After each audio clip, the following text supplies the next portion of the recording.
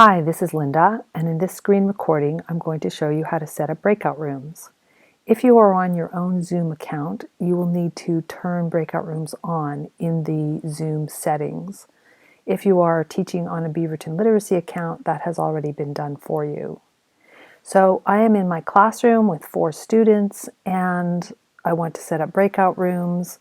I will first share my screen with them and show them instructions of exactly what I want them to do while they're in the breakout rooms. If they have a smartphone nearby, I ask them to take a picture of the screen so that they will have those instructions in the breakout rooms with them. Then I click the breakout room button, and Zoom gives me the option, the recommendation of putting 4 participants into 2 rooms with 2 participants per room. They can do that automatically. I can make more rooms if I want, or I can make fewer rooms. I'm going to go with their recommendation. I'm going to create the breakout rooms. And you can see that just using this button, I can move students to other rooms if I want to. Move that student back, or I can exchange students. If I want Carla to be with Carrie, I will just use the exchange button. The options button down here allows all participants to go into breakout rooms automatically, so they do not have to click any buttons to go into breakout rooms. It also allows participants to return to the main session at any time, and I usually leave that set. Here you can set a timer so that the breakout rooms will close automatically after a certain amount of time, or you can set it so that you close the breakout rooms whenever you want.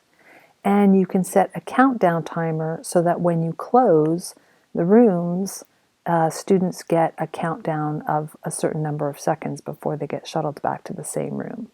Usually I leave it at 30 seconds so that students have a chance to finish their conversations. But for the purposes of this class, I'm going to put it at 10 seconds. I'm going to open all rooms, and this is what I see as host, and you can see that now my students are gone. They cannot hear me. They cannot see anything here. If I shared my screen, they would not be able to see that, and I cannot see or hear them. I can join their room if I want. And once I join, they can see me come in. You can see all of us here, and they can hear me. There is no way to eavesdrop on your students. I can go join the other room at will at any time. And now the students in the other room will see me. Or I can just leave the rooms and leave the students to work on their own, or maybe they have an assistant teacher in there and they will be working without me. When I'm ready, I can just close all rooms, and you can see the countdown timer, which I had set for 10 seconds, and my students will automatically get shuttled back within at the end of the 10 seconds. So you can see here they're appearing. Zoom is defaulting to the speaker view, so I changed to gallery view, and you can see everybody's back. If I want to do breakout rooms again, I'd click the breakout room button. I have the option of leaving the rooms the way they are and just opening them again, or I can click Zoom's recreate button and ask it to recreate all rooms, and it will move people around. This is particularly useful if you have a lot of students and you want them to meet with different conversation partners, for example. If you want them to continue what they were talking on before, you could just leave them in the breakout room configurations that they were in before. So I can open all rooms, and once again my students will disappear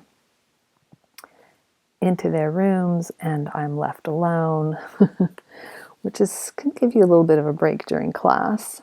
I'll close all rooms and they will come back to me within those 10 seconds. Now, Zoom also allows you to create rooms manually. So if I wanted to be more purposeful about who was in which room, I would choose the manual option.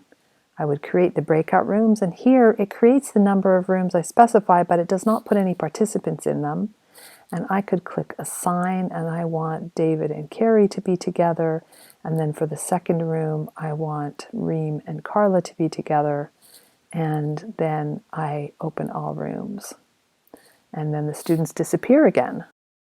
And while students are in a breakout room, I can broadcast a message to them. I can tell them, don't forget to whatever I want. And this message will appear at the top of their screen just for a few seconds. So it can't be a very long, a long message for them. And I close the rooms. They're all coming back. And that's it. I hope that was helpful.